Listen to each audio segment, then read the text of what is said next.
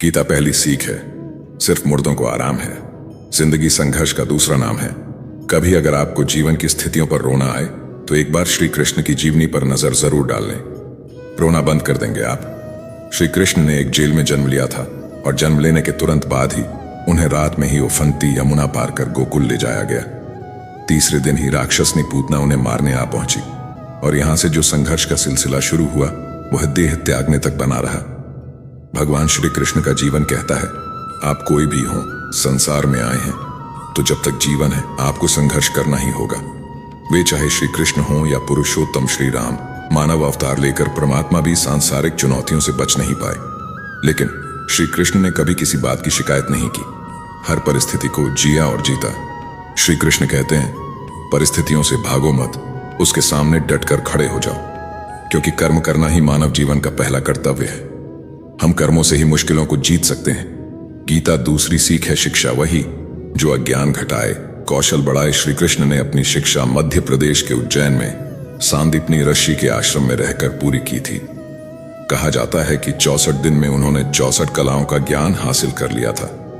वैदिक ज्ञान के अलावा उन्होंने कलाएं सीखी।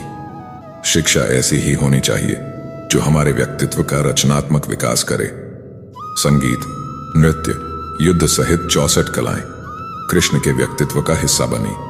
अगर आप विद्यार्थी हैं तो खुद को सिर्फ किताबी ज्ञान तक सीमित ना रखें, अपने कौशल पर ध्यान दें, हर फन मौला बने।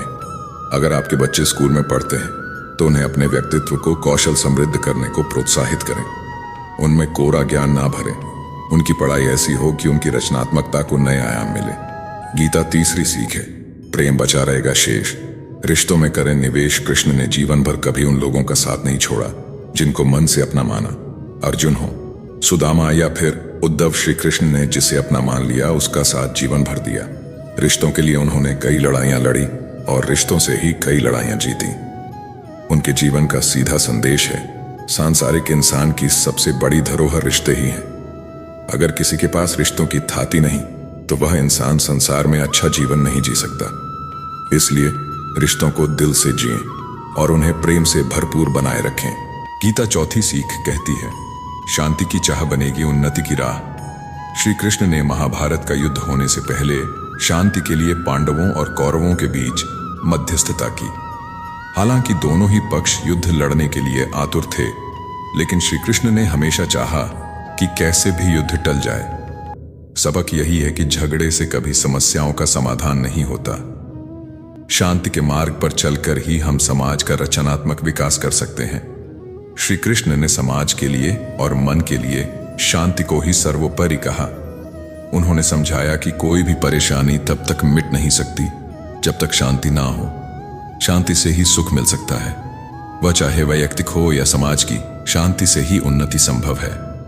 गीता पांचवी सीख, तात्कालिक आवेश में लोच जरूरी है दूरगामी सोच। महाभारत की कहानी में जुए की घटना के बाद पांडवों को वनवास हो गया। तब श्री कृष्ण ने दूर दृष्टि दिखाते हुए अर्जुन को समझाया कि यह समय जाया करने के लिए नहीं बल्कि भविष्य के लिए तैयारी करने का है। उन्होंने सबको महादेव शिव, देवराज इंद्र और देवी दुर्गा की तपस्या करने के लिए कहा। श्री कृष्ण जानते थे कि दुर्योधन को कितना भी समझाया जाए वह पांडवों को कभी उनका राज्य नहीं लौटाएगा। तब अपना हक पाने के लिए शक्ति और सामर्थ्य की जरूरत होगी। कर्ण के कुंडल कवच पांडवों की जीत में आड़े आएंगे, यह भी वे जानते थे। उन्होंने हर चीज पर बहुत दूरगामी सोच रखी। कोई भी फैसला तात्कालिक आवेश में नहीं लिया। हर चीज के लिए आने वाली पीढ़ियों तक का सोचा। यही सोच राष्ट्र और समाज का निर्माण करती है।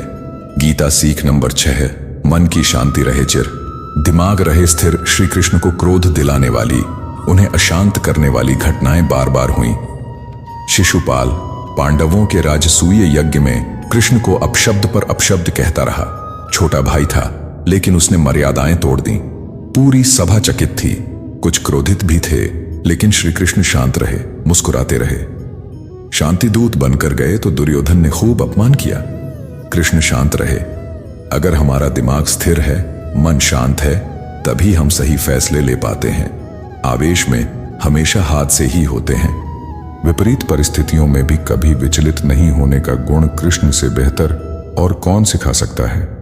दोस्तों, आशा करते हैं वीडियो आपको पसंद आई होगी। वीडियो पसंद आई है तो वीडियो को लाइक करें और चैनल को सब्सक्राइब करें। जय श्री कृष्ण। राधे राधे।